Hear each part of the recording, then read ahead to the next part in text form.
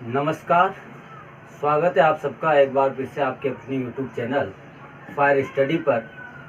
मैं कपिल मालव हाजिर हूँ आपके सामने एक बार फिर से लेकर रीजनिंग की क्लास, जिसमें हम पिछले वीडियो में कैलेंडर से संबंधित इसके बेसिक पर बात कर चुके हैं। आज हम कैलेंडर से संबंधित कुछ महत्वपूर्ण प्रश्नों की चर्चा करेंगे, उन पर डिस्कस करने वाले हैं। तो आइए देखते हैं वह क्वेश्चन, अलग अलग प्रकार के क्वेश्चन देखते हैं और अलग अलग टाइप के क्वेश्चन हम किस प्रकार से सोल्व कर सकते हैं। हमने कंसेप्ट से समझना है, एक एक चीज़ को कोई ट्रिक रखने की ज़रूरत नहीं है। हम पिछले वीडियो में हम आपको ये बता चुके हैं कि सेंचुरी कोड क्या होंगे। आज हम थोड़ा सा मंथ कोड और दिनों के कोड की चर्चा भी करेंगे। उसके बाद में हम इसके क्वेश्चन, बहुत अच्छे क्वेश्चनों को डिस्कस करने वाले हैं। जैसे कि 15 अगस्त 1947 को डायरेक्टली जो क्वेश्चन आता है, उसमें बच्चे क्या करते हैं, कोड ज्ञात कर लेते हैं। कोड ज्ञात कर लोगे आप तो कोड तो एक सीमित होते हैं, जैसे 1700, 1800, 1900 के लिए हैं। अगर आपसे 1200 का पूछ लिया जाए या 1215 का पूछ लिया जाए, 1314 का पूछ लिया जाए, तब क्या करना है। तो हमको कोई कोड रटने की ज़रूरत नहीं है। हम बस कंसेप्ट को याद रखेंगे, कंसेप्ट को सीखेंगे और उस कंसेप्ट के द्वारा हम किसी भी प्रकार का, हमसे चाहे वह 1984 की बात कर ले, 1984 में किसी भी मंथ की बात कर ले, हम बड़ी ही आसानी से कंसेप्ट के द्वारा उन सवालों का, उन प्रश्नों का उत्तर दे पाएंगे। तो शुरू करते हैं। हमने जहाँ से ख़त्म की थी क्लास, वहीं से शुरू करते हैं और फिर धीरे धीरे क्वेश्चनों के लेवल पर आते हैं। सभी प्रकार के हम क्वेश्चन देखने वाले हैं। तो शुरू करते हैं आज की क्लास। हमने सेंचुरी कोड को समझ लिया है, ध्यान से देखना, प्रत्येक क्वेश्चन को नोट करते जाना है। हमने पिछले वीडियो में सेंचुरी कोड के बारे में जाना है कि सेंचुरी कोड प्रथम शताब्दी में सेंचुरी कोड यानी कि ओड डेज की संख्या हमने समझने की कोशिश की थी उस वीडियो में। तो देखिए, 100 साल में कितने ओड डेज होते हैं, 5। 200 साल में ओड डेज की संख्या 3। 300 साल में ओड डेज की संख्या 1। 400 साल में ओड डेज की संख्या 0। इसी प्रकार 500 में कितनी होगी, वापस 5। 600 में 2। 700 में 3। 800 में वापस यहाँ पर 3 और यहाँ पर 1। क्यों? क्योंकि 5, 3, 1, 0, फिर वापस 5 से स्टार्ट, फिर 3, फिर 1। 800 में क्या आएगा आपका, 0 आएगा। इसी प्रकार 900, 5, 1000, कितना, 3, 1100, 1, 1200 के लिए वापस 0। 1300, 5, 1400, कितना, 3, 1500, 1, 1600, 0। इसी तरह अगर हम 1700 की बात करें तो 1700 के लिए 5। 1800 में 3। 1900 के लिए 1। 2000 के लिए वापस 0, क्योंकि 2400 से डिवाइड हो जाता है। हमने, अगर आपने पिछली वीडियो नहीं देखी है, अगर आपने पिछला वीडियो नहीं देखा है, तो उस वीडियो में हमने इसका पूरा कंसेप्ट, बेसिक इसका बहुत अच्छे से समझा है। तो एक बार मेरी आपसे रिक्वेस्ट है कि आप उस वीडियो को ज़रूर देखें, ताकि आपका जो बेस है वह क्लियर हो और हमको क्वेश्चन सोल्व करने में कोई प्रॉब्लम नहीं आए। तो शुरू करते हैं। ये कोड हमने बड़ी सरल तरीके से, बहुत ही सामान्य तरीके से वहाँ पर समझा है कि किस प्रकार से निकालते हैं। कोई कोड रटने की ज़रूरत नहीं है, आपको सिर्फ ये 4 याद रखने हैं। वापस वहीं से स्टार्ट होते हैं जहाँ से ख़त्म करते हैं। देखो, 500 के लिए 5, 200 के लिए 3, 300 के लिए 1, 400 के लिए 0, तो 500 के लिए 5, 600 के लिए वापस 3, 700 के लिए 1, 800 के लिए 0 हो जाएगा। 900 के लिए इसी प्रकार कितना हो जाएगा, 5। 1000 के लिए 3, 1100 के लिए 1 और 1200 के लिए 0 हो जाएगा। ऐसे ऐसे हम वापस चलते जाते हैं। तो ये कोड हो गए आपके, ये सेंचुरी कोड है, या इनको कह सकते हैं कि सेंचुरी के लिए ओड डेज की संख्या यानी कि विषम दिनों की संख्या हमारी ये हो सकती है। अब बात कर लेते हैं मंथ कोड या मंथ के विषम दिन, यानी कि महीनों के विषम दिनों के बारे में। महीनों के विषम दिनों के बारे में भी तो चर्चा कर लेते हैं। हम जब कैलेंडर को देखते हैं तो महीने हमको पता है कि 12 महीने होते हैं और उनके दिन भी हमको पता होना चाहिए। तो बहुत कॉमन सी बात है, क्योंकि हम हमेशा से कैलेंडर का उपयोग करते आए, तो ये छोटी छोटी बातें हमको पता होना चाहिए। हम बात कर रहे हैं मंथ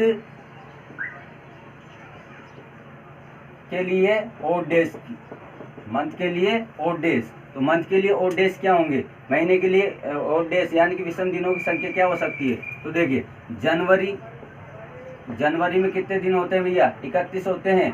31 के लिए 7 से डिवाइड करेंगे इनको, 7 से डिवाइड करके और डेज की संख्या निकालते हैं। जैसे एक नॉर्मल ईयर में 365 दिन होते हैं, 7 से डिवाइड करते 52 बार पूरी बार कट जाता है वो, है ना, और एक दिन शेष बच जाता है। तो नॉर्मल ईयर के लिए एक दिन और डेज की संख्या कहलाएगी। जबकि लीप ईयर जो होता है 366 दिन का होता है, 366 दिन का होता है, तो 7 से डिवाइड करते हैं तो 2 दिन अतिरिक्त बचते हैं, वही लीप ईयर के लिए, उसके लिए और डेज की संख्या कहलाएगी। इसी प्रकार जनवरी में 31 दिन होते हैं, तो 31 में जब हम इसको 7 से डिवाइड करते हैं तो 4 बार पूरी तरह डिवाइड हो जाता है, लेकिन जो शेषफल बचता है आपका 3, वही इसके लिए और डेज की संख्या होगी।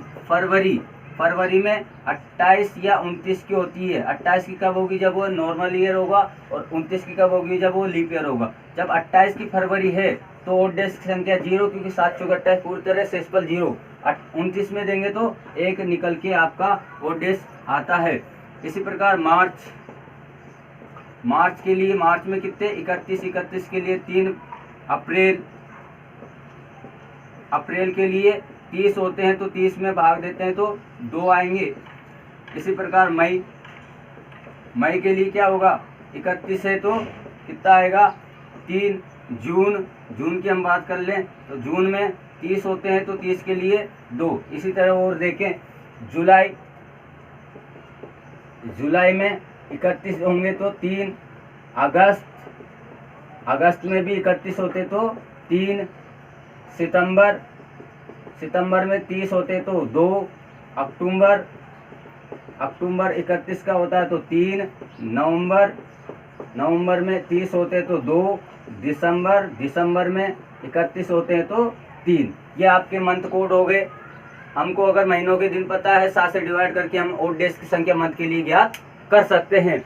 ये आपको पता होना चाहिए, ये रटने की जरूरत नहीं है। हम हमेशा से यूज करते आ रहे हैं ना इन चीज़ों को, तो महीनों को, तो है ना, तो महीने किस महीने में कितने दिन होते हैं ये हमको पता होना चाहिए। इसी तरह अगर हम बात करें दिनों की, तो किस दिन के लिए 7 दिन होते हैं हमारे पास? मंडे, सोम, मंगल, बुध, गुरु, शुक्र, शनि और रवि। तो अगर हम डेज के लिए और डेज की संख्या की बात करें तो जो मंडे होगा आपका, यानी कि जो सोमवार होगा, उसके लिए और डेज की संख्या 0 होगी। और डेज कितना होगा? 0 आए तो उसका मतलब होना सोमवार होता है ना।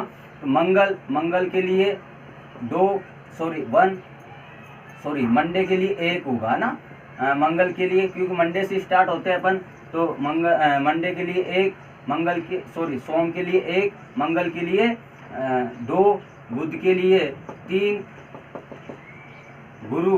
गुरुवार जो आएगा आपका या बृहस्पतिवार 4, शुक्रवार के लिए 5, शनिवार के लिए 6 और रविवार के लिए ये 7 या 0। ठीक है, ये क्लियर है। अब हम इसके क्वेश्चनों को समझेंगे, ये हमको पता होना चाहिए। अब हमारे सामने मान लो हमको क्वेश्चन दे दिया जाए, क्वेश्चन है हमारे सामने कि हमको बताइए 15 अगस्त 1947 को कौन सा दिन होगा? 15 अगस्त 1947 को कौन सा दिन होगा? हमको कोई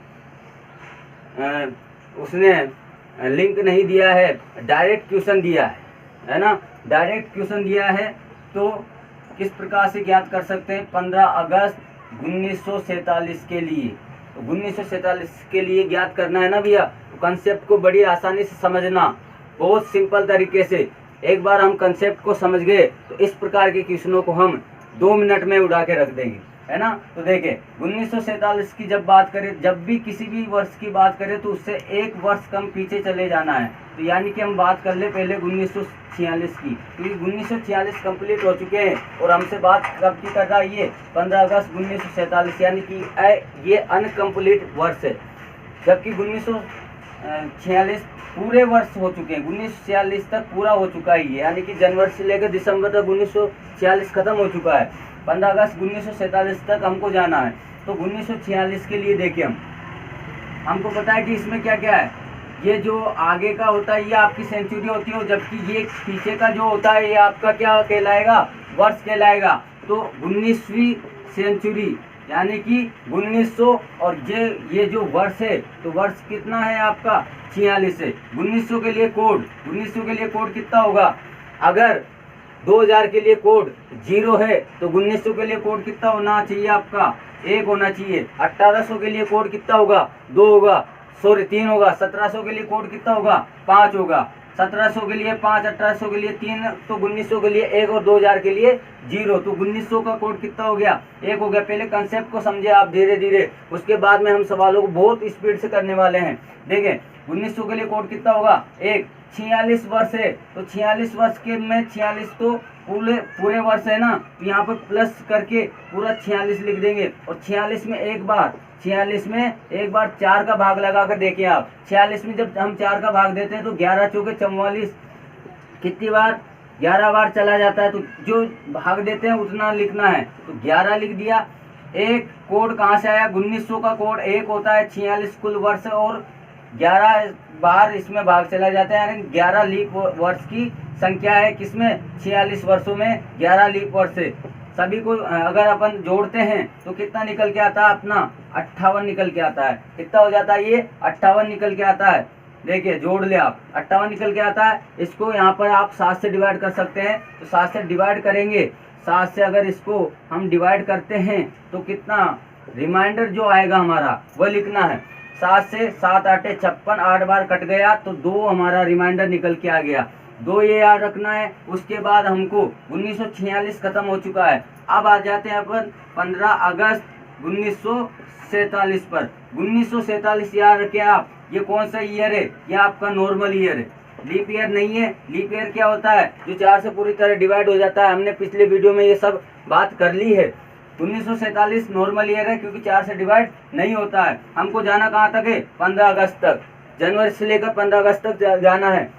1947 की हम बात कर रहे हैं। तो जनवरी के कोड, जनवरी में 31 दिन होते हैं तो 3। फरवरी नॉर्मल ईयर है तो फरवरी के लिए कोड 0। मार्च के लिए 3, अप्रैल 2, मई 3, जून 2, जुलाई 3 और अगस्त में 15 तक ही जाना है, पूरा खत्म नहीं हो रहा है। तो अगस्त के लिए 15 का मतलब 15 में 7 से भाग देंगे तो 7 दूनी 14, यानी कि 1 शेष पल बचेगा। तो इसके लिए कितना आएगा 1 निकल के आएगा। अब देखो आप यहाँ पर 7 से भी काट सकते हो आप, अगर 7 का जोड़ा बनता है तो देखो 2 3 5 और 2 7 खत्म। 3 3 6, 6 और 1 7 खत्म। बच क्या गया यहाँ पर 3 बच गया, 3 शेष पल बच गया। 2 यहाँ है 3 यहाँ है तो 2 + 3 बराबर कितना होगा 5। और जो 5वां दिन अभी बताया भैया कि 5 अगर आते हैं तो वह शुक्रवार होगा, 1 आता है तो सोमवार होगा, 2 आता है तो मंगलवार होगा, 3 आता है तो बुधवार होगा, 4 आता है तो गुरुवार होगा, 5 आता है तो शुक्रवार होगा, 6 आता है तो शनिवार होगा, जबकि 0 या 7 आए तो वह आपका रविवार होगा। 5 है तो 5 क्या है आपका शुक्रवार है। और ये आपका आंसर हो गया 15 अगस्त 1947 में शुक्रवार होगा। बताओ कोई दिक्कत है क्या किया हमने 1947 की बात कर रहा है, 1 वर्ष आगे यानी कि पहले की बात कर लेंगे हम, यानी कि 1946 सेंचुरी कौन सी 19वीं सेंचुरी, यानी 1900 के लिए कोड कितना हो गया 1। कुल वर्ष कितने हैं 46, और जब 46 में हम 4 से डिवाइड करते हैं लीप ईयर निकालने के लिए तो कितना निकल के आता है 11, 11 चुके 44, 11 निकल के आता है। सबको जोड़ दिया 58 हो गया। 58 को 7 से डिवाइड किया तो रिमाइंडर कितना बच के आ गया 7 8 56, यानी कि 58 में 56 गए तो रिमाइंडर कितना बच के आएगा 2 निकल के आएगा। ये 2 हो गया। उसके बाद हमको ये भी अभी 47 में प्रवेश कर रहे तो 15 अगस्त 1947 तक जाना है। तो जनवरी से चलेंगे, जनवरी के लिए कोड कितना होगा 3, फरवरी के लिए 0 क्योंकि नॉर्मल ईयर है, लीप ईयर होता तो 1 लेते 0, फिर मार्च 3, अप्रैल 2, मई 3, जून 2, जुलाई 3 और अगस्त में 15 तक जाना है क्योंकि कंप्लीट नहीं है। और 15 में जब 7 से डिवाइड करते हैं तो 1 रिमाइंडर बचता है, तो 1 सबको काटा पीटा तो 2 निकल के आया, सॉरी 3 निकल के आया। 2 यहाँ है 3 यहाँ है तो 2 और 3 कितना हो गया 5। जब 5 का मतलब क्या होगा आपका शुक्रवार होगा। इसी तरह का और क्वेश्चन लेते हैं, इसको नोट कर ले आप। मेरे साथ साथ नोट करते जाइए या स्क्रीनशॉट भी ले सकते हैं, है ना। देखिए अब अगले क्वेश्चन की बात करते हैं। अगला क्वेश्चन क्या होगा हमारा? अगला क्वेश्चन है 26 जनवरी 1950 को कौन सा दिन था? 26 जनवरी 1950 की बात कर रहा है ना भाई। 26 जनवरी 1950, 26 जनवरी 1950 की बात कर रहा है। 26 जनवरी 1950 को कौन सा दिन था? हमको बताइए 26 जनवरी 1950 को कौन सा दिन था? तो जिस वर्ष की बात करता है उससे एक वर्ष पहले के पे चले जाएं आप। 1950 है तो 1949, 1949 का मतलब इसमें सेंचुरी कौन सी है? 19वीं सेंचुरी, यानी 1900 के लिए कोड कितना होगा? 1। कुल वर्ष कितने हैं? 49। और जब 49 में हम 4 से डिवाइड करते हैं तो कितनी बार जाएगा? कितनी बार चला जाएगा? 12 चौके 48 जाएगा ना। 12 चौके 48, तो 12 क्या है आपके यहाँ पर? लीप ईयर निकल के आएंगे कि नहीं आएंगे? 1 49 50 और 12 कितने हो गए? 62। 62 में जब हम 7 से डिवाइड करते हैं, 7 से डिवाइड करते हैं तो कितना निकल के आएगा? रिमाइंडर जो बचेगा 7 8 56, यानी कि 6 आपका रिमाइंडर निकल के आएगा। 6 ये याद रखें आप, 6 हो गया। अब 26 जनवरी 1950 तक जाना है। 26 जनवरी 1950, तो केवल जनवरी की बात कर रहा है। और जनवरी में कितने दिन है आपके? 26। 26 को 7 से डिवाइड करेंगे, 26 को 7 से डिवाइड कर दो। 26 को 7 से जनवरी तक जाना है तो 26 को 7 से डिवाइड करेंगे तो 7 ये 21, रिमाइंडर कितना निकल के आएगा मेरे भाई? 5 निकल के आएगा। रिमाइंडर कितना निकल के आएगा? 5 आ गया। अब देखो यहाँ पर 6 तो यहाँ है, 5 यहाँ है, 6 5 कितना हो गया? 11। 7 से पूर्ण डिवाइड कर दो, क्योंकि 7 से अधिक विषम दिन नहीं आ सकते, तो 7 से इसको डिवाइड करेंगे तो रिमाइंडर कितना निकल के आएगा आपका? 4। और 4 का मतलब क्या है आपका उत्तर? 4 का मतलब क्या है आपका उत्तर? गुरुवार। ये खत्म है, क्वेश्चन खत्म है। 26 जनवरी 1950 की बात कर रहा है। 26 जनवरी 1950 की बात कर रहा है तो हम 1949 की बात करेंगे। 1949 का मतलब 19वीं सेंचुरी और 49 कुल वर्ष है। 1900 का कोड 1 होता है, 49 का मतलब 49 प्लस क्या करेंगे? सब कुछ प्लस करते हैं। यहाँ पर क्या करते हैं? प्लस करते हैं। 1900 का कोड प्लस कुल वर्ष 49, और 49 में जब 4 से 12 4 का भाग देते हैं तो 12 बार चला जाता है। 12 चौके 48, यानी कि 12 लीप वर्ष है इसमें, तो 12 और प्लस कर देंगे, सबको जोड़ देंगे तो 62। 62 में 7 से डिवाइड करेंगे तो 6 निकल के आएगा आपका। अब हमको 26 जनवरी 1950 का बताना है, तो जनवरी केवल 26 की बात कर रहा है। जनवरी फरवरी मार्च तो आएगी नहीं, फरवरी भी नहीं आएगी, क्योंकि 26 जनवरी तक ही जाना हमको। 26 जनवरी का मतलब 26 दिन है कुल जनवरी में, तो 26 में 7 से डिवाइड करते हैं, 7 21, रिमाइंडर कितना निकल के आता है? 5। 6 यहाँ है, 5 यहाँ है, 6 5 कितने हो गए? 11। 11 में जब 7 से डिवाइड करते हैं तो रिमाइंडर कितना निकल के आता है? 4। और 4 अगर आएगा तो गुरुवार, 1 आएगा तो सोमवार, 2 आएगा तो 2 का मतलब मंगल, 3 का मतलब बुध, 4 का मतलब गुरुवार, 5 का मतलब शुक्रवार, 6 का मतलब शनिवार, 7 या 0 का मतलब रविवार। आगे बात करते हैं 4 मार्च। हमको बताइए 4 मार्च 1971 को कौन सा दिन होगा? 4 मार्च 1971 को कौन सा दिन होगा? देखें 4 मार्च 1971 की बात कर रहा है ना मेरे भाई। 4 मार्च 1971 को कौन सा दिन हो? बड़ी आसानी से देखें, सिंपल तरीके से खत्म है, कोई कोड रटने की जरूरत नहीं। कंसेप्ट को समझ लो, कंसेप्ट को समझ लो, कोड रटने की, कुछ भी रटने की जरूरत नहीं है। कैलेंडर के अंदर या किसी के अंदर में दिक्कत नहीं आने दूंगा। देखे 1971 की बात कर रहा तो हम बात करेंगे पहले 1970 की। 1970 में सॉरी 1970 में सेंचुरी कौन सी? 19वीं सेंचुरी है। और कुल वर्ष कितने आपके? 70 वर्ष है। 1900 के लिए कोड कितना है आपका? 1 है, प्लस कुल वर्ष कितने है? 70 है। और जब 70 में हम 7 से डिवाइड करते हैं, 7 से डिवाइड करते हैं 70 को, तो कितनी बार चला जाएगा ये आपका? 10 बार पूरी तरह कट जाता है। 10 बार पूरी तरह कट जाएगा। 7 से नहीं देंगे, 4 से देंगे ना। 4 से इसको जब हम डिवाइड करेंगे तो 4 एकम 4, 3 7 चौके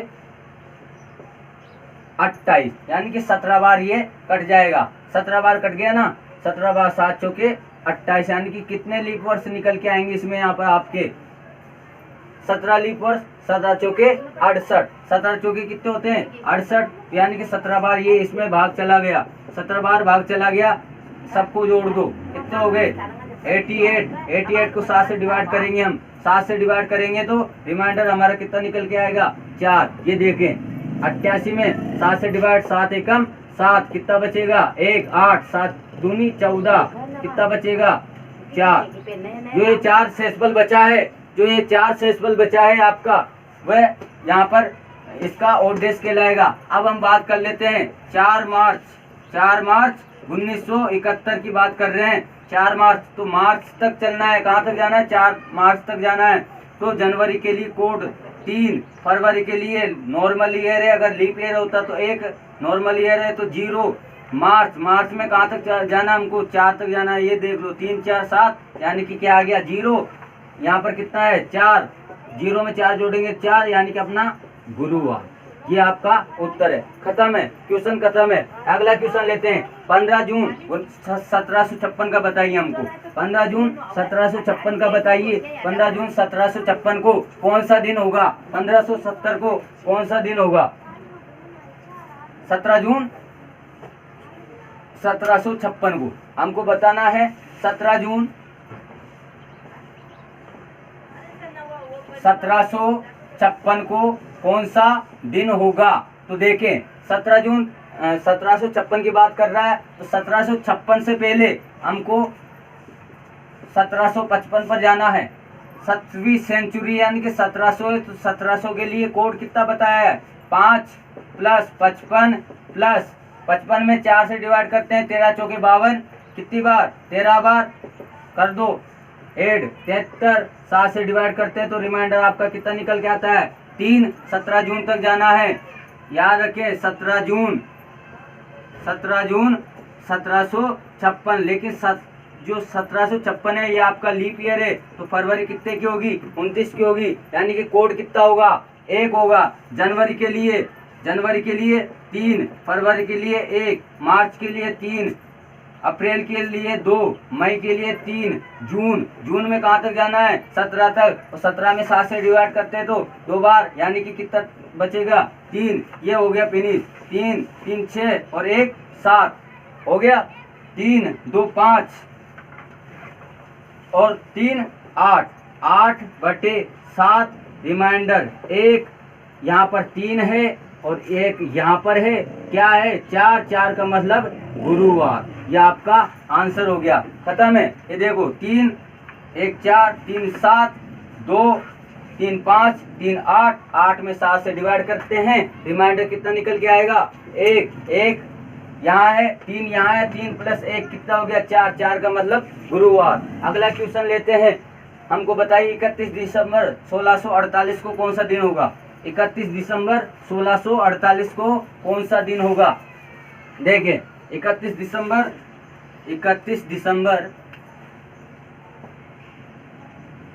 1648 को कौन सा दिन होगा? सप्ताह का कौन सा दिन होगा? तो 48 की बात कर रहा है। 1648 से पहले हम 1647 की बात करेंगे।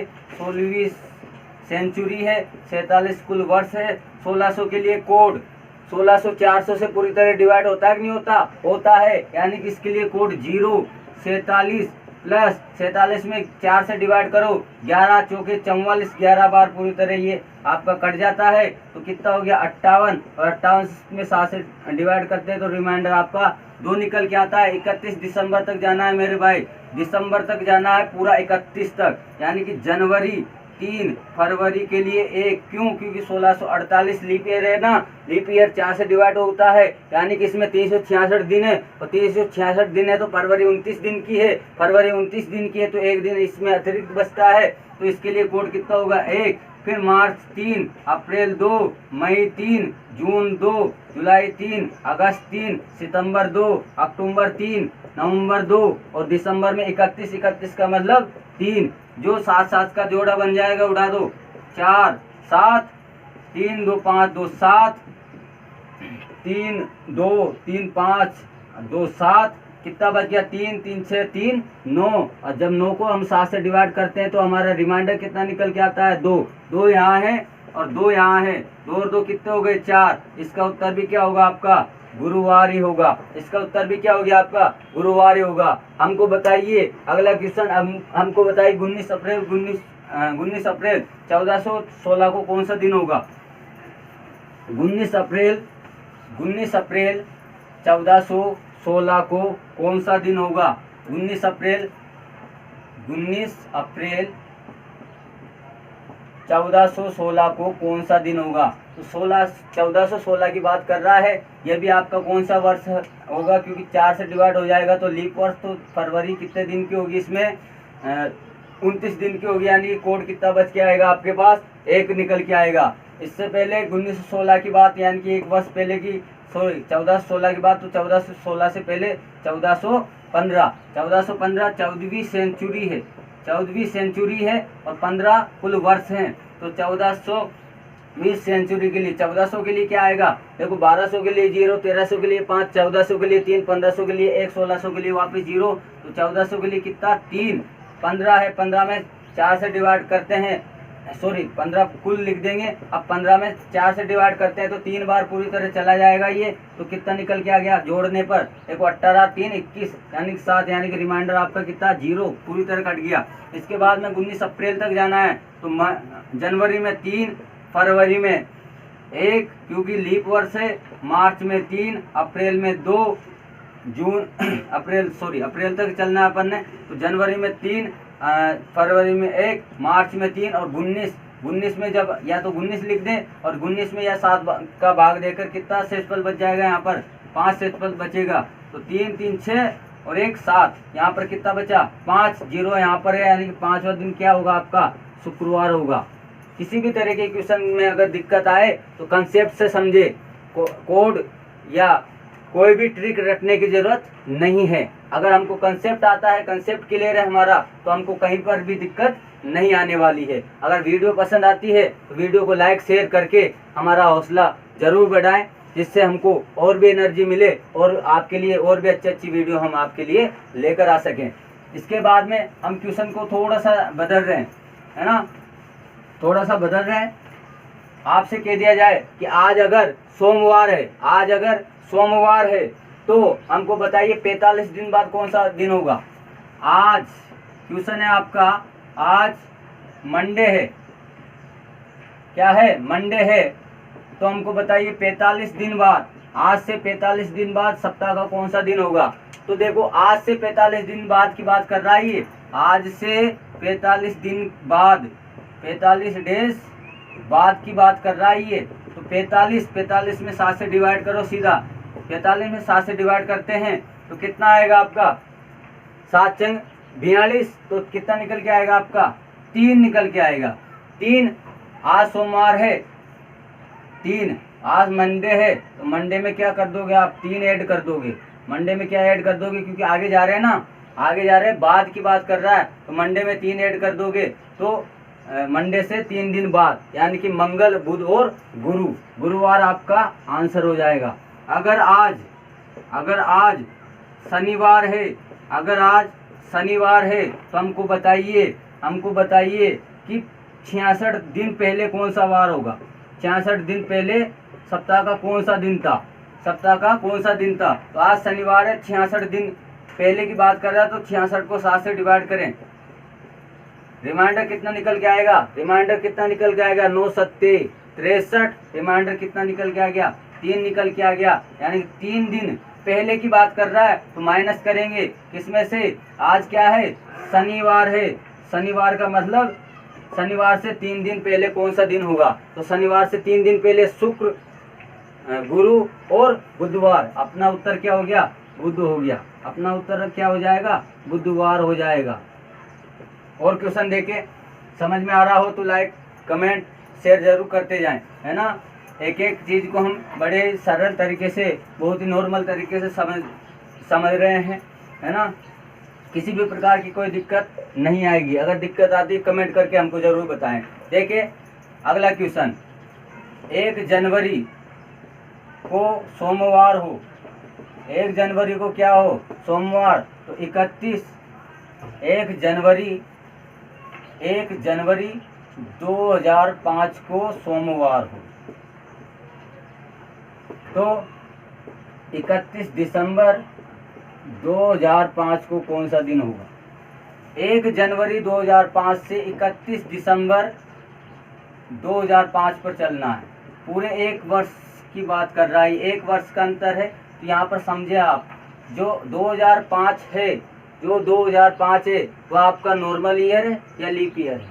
आप कहोगे नॉर्मल ईयर है। क्यों? क्योंकि 4 से डिवाइड नहीं होता है। तो जब नॉर्मल ईयर है तो नॉर्मल ईयर में कितने दिन होते हैं? नॉर्मल ईयर में होते हैं 365 दिन। 1 जनवरी से 31 दिसंबर 2 डेट देता है, तो दोनों में से केवल एक दिन को काउंट करेंगे, या तो 31 को, या तो 1 जनवरी कर लो या 31 को कर लो। तो 365 है तो एक दिन कम करना पड़ेगा, क्योंकि डबल दिन है, 1 जनवरी 1 दिसंबर है, केवल एक को ही काउंट करते हैं। तो 1 को हटा दो, 1 को हटा देंगे तो कितना आएगा आपका? 364। 364 को जब हम 7 से डिवाइड करते हैं, 364 को जब हम 7 से डिवाइड करते हैं तो पूरी तरह 52 बार चला जाता है। तो शेषफल कितना निकल के आता है आपका? 0 निकल के आता है। तो 0 का मतलब क्या है? 0 का मतलब क्या है? 0 को हम सोमवार में क्या कर देंगे? ऐड कर देंगे। तो अपना उत्तर क्या हो जाएगा? सोमवार। यानी कि 31 दिसंबर 2005 को भी कौन सा दिन होगा? सोमवार होगा, है ना। 1 जनवरी 2005 को सोमवार है, तो 31 दिसंबर 2005 को भी कौन सा वार होगा? 2005। एक लीप वर्ष वाला भी देख लेते हैं जल्दी से, है ना। कमेंट लाइक करते जरूर जाए, एक एक बात को नोटिस करते जाएं, प्रत्येक क्वेश्चन को आप लिखते जाएं मेरे साथ साथ। अगला क्वेश्चन देखते हैं। हमको बताइए कि 1 जनवरी 2008 को शनिवार है। क्या है? शनिवार है। तो हमको बताइए कि 1 दिसंबर 2008 को कौन सा दिन होगा? सप्ताह का कौन सा दिन होगा? को सप्ताह का कौन सा दिन है? कौन सा दिन है? ये है आपका क्वेश्चन। तो देखिए, सॉरी 31 दिसंबर है ना, 31 दिसंबर। 1 जनवरी 2008 से 31 दिसंबर 2008 पे जाना है।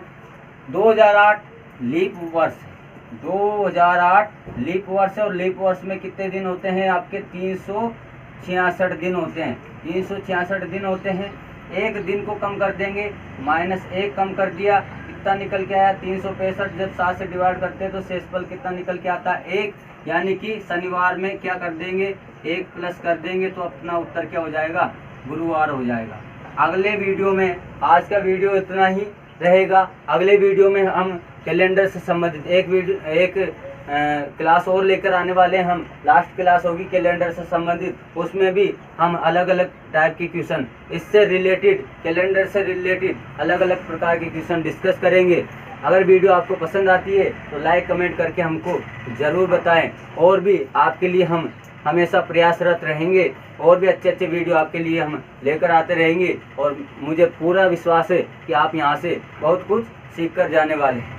धन्यवाद। तब तक के लिए अपनी पढ़ाई को जारी रखें, अपनी पढ़ाई को कंटिन्यू रखते जाएं, और हौसले अपने बिल्कुल बुलंद रखते जाएं। इसी आशा के साथ मैं वापस आप सबका एक बार फिर से धन्यवाद करता हूँ।